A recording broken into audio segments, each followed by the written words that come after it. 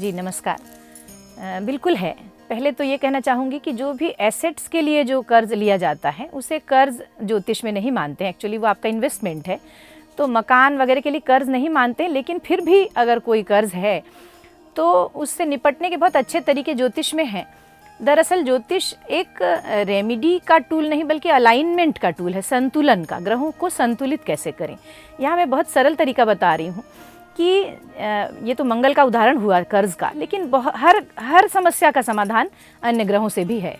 तो जब कर्ज़ है अगर, तो मंगल के कुछ एट्रीब्यूट होते हैं। यहाँ कारक तत्वों की बात थोड़ी सी करना पड़ेगा कि मंगल के एट्रीब्यूट है जैसे कि लड़ाई झगड़ा, खून खराबा, वाद विवाद, कर्ज़ या ब्लड की खराबी, खून में कमी होना या ब्लड से रिलेटेड बीमारियां होना, तो ये मंगल का हुआ। माइग्रेन भी होता है इसमें।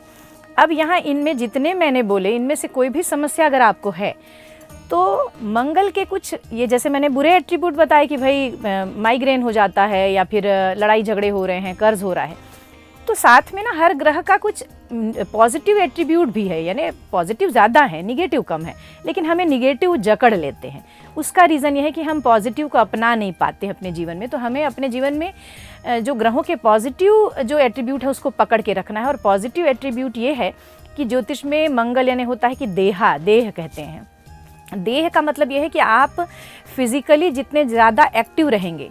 और पुराने समय में आप याद करिए, बीमारियां बहुत कम होती थी, कर्जे भी लोगों को नहीं थे, लोग थोड़ा कमाते थे थोड़ा खाते थे, ऐसा कहते थे। कर्ज नहीं थे, लेकिन पीछे उसके रीज़न ये थे कि लोग बहुत मेहनत करते थे। अब उस पे नहीं जाते, आज एक अलग समस्या है, कल एक अलग बातें थी।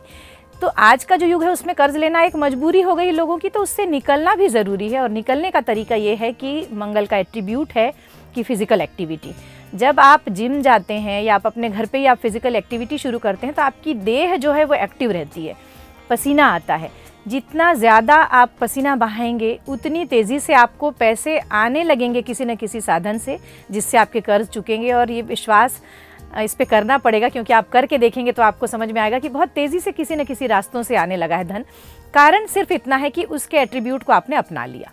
और एट्रीब्यूट आप हनुमान जी को याद कर सकते हैं। हनुमान जी के कंधे पे हर वक्त गदा रहती है, हर वक्त वो एक्टिव रहते हैं, और यही मंगल का प्रतीक है हनुमान जी। तो जब आप हर वक्त एक्टिव रहते हैं, बॉडी बिल्डिंग करने लगते हैं, थोड़ी बहुत एक्सरसाइज करने लगते हैं, तो धीरे धीरे आपके कर्ज चुकने लगते हैं।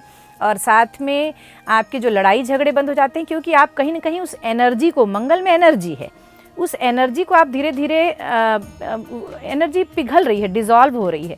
तो जैसे जैसे एनर्जी उसकी मंगल की पिघलती है, वैसे वैसे आपकी जैसे जैसे पसीना आता है बॉडी से, वैसे वैसे आपके कर्ज या मंगल के सारे जो दुष्प्रभाव हैं वो ख़त्म होने लगते हैं। माइग्रेन का भी एक बहुत बड़ा ये इलाज है कि आप एक्सरसाइज शुरू कीजिए, माइग्रेन ख़त्म हो जाता है। एक्सरसाइज करिए, कर्ज ख़त्म हो जाएंगे। एक्सरसाइज करिए, लड़ाई झगड़े कोर्ट कचहरी बंद हो जाएगा। बस इतना ही। नमस्कार।